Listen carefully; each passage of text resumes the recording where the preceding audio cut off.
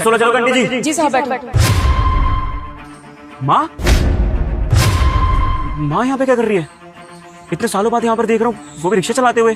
क्या हो गया साहब? बैठो, मैं छोड़ दूंगी सेक्टर 16। आंटी जी बस 1 मिनट, मुझे सच जानना होगा चल क्या रहा है। क्या हुआ साहब? हाँ आंटी जी बस 1 मिनट। बैठो। आंटी जी आप बहुत परेशान लग रहे हैं, कुछ बात है क्या?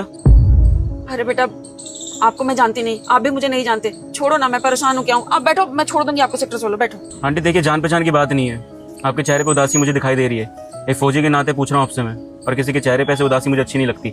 आप मुझे बता सकते हैं कि क्या परेशानी है?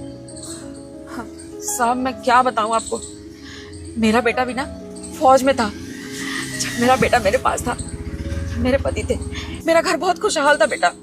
इसके बाद मैंने अपने बेटे की शादी भी करवाई, बहू को लेकर आई, अच्छी संस्कारी समझकर। पर अब क्या बताऊं, पता नहीं मैंने इस जन्म में या पिछले जन्म में कौन सा गुनाह या गलती कर दी जिसकी सजा मैं भुगत रही हूँ। समझा नहीं मैं कुछ। मतलब आप अपने बेटे से लड़ झगड़ के आई हैं या फिर अपनी बहू से? मतलब क्या करा उन्होंने?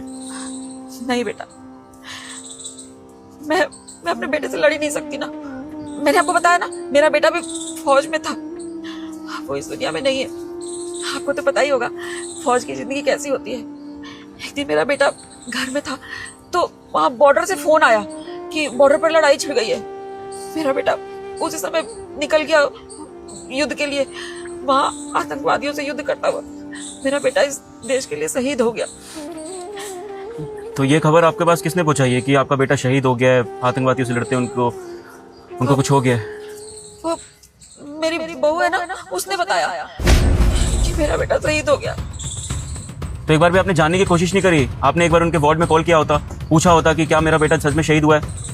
अब बेटा मुझे तो नहीं आता ये सब करना, पर बहू ने किया था, पता करवाया था। बेटा मैं क्या बताऊं, माँ की कैसी फूटी किस्मत है। मैं तो अपने बच्चे के आखिरी दर्शन भी नहीं कर सकी, मैं उसको देख भी नहीं सकी। वो बॉर्डर पर शहीद हो गया, उसकी बॉडी भी नहीं मिली, ऐसा मेरी बहू ने बताया। उसने फोन कर पता किया था, बॉडी नहीं मिली उसकी। देखिए आंटी जी, बहुत सालों से मैं फौज में काम करता आ रहा हूँ और ऐसा कुछ भी नहीं होता। शायद आपकी बहू ने आपका पागल बनाया है। अगर कोई फौजी इस देश के लिए शहीद होता है। बेटे इस वीडियो को बिल्कुल भी स्किप मत करना। मैं खाटू श्याम हूँ। अगर तू भी चाहता है कि कुछ ही दिनों में महीने का 1 लाख कमाना, तो इस वीडियो को लाइक करके चैनल को सब्सक्राइब करके इसे अपने 3 मित्रों को शेयर कर और जाते जाते कमेंट में जय खाटू श्याम लिख दे। तो उसकी बॉडी अंतिम दर्शन के लिए अपने घर जरूर आती है, तिरंगे में लपेटते हुए।